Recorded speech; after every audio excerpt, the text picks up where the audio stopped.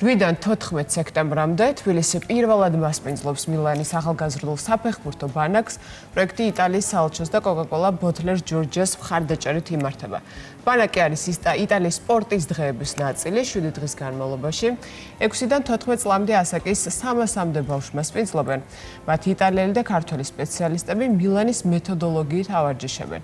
ერთკვირიანი პროგრამა მოიცავს ინტენსიურ ვარჯიშ, ფეხბურთელების განვითარებას და საკემპო გამოცდილებას.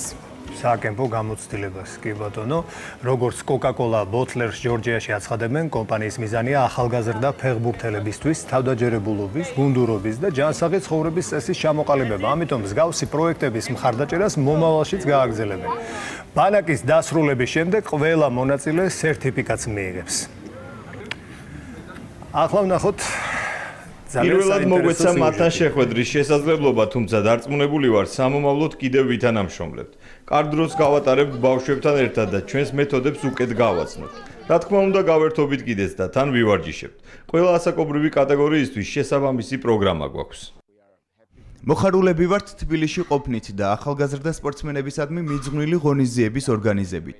ეს განსაკუთრებული დღეა, რადგან კლუბ მილანის საფეხბურთო გამოცდილებას საქართველოშიც დავნერგავთ. პირველად საქართველოში ტარდება მილანის ოფიციალური კამპი, რაც ჩვენ მომავალ თაობას პატარა ფეხბურთელებს აძლევს იმის საშუალებას, რომ მონაწილეობა მიიღონ და ივარჯიშონ მილანის აკადემიის მწვრთნელებთან ერთად.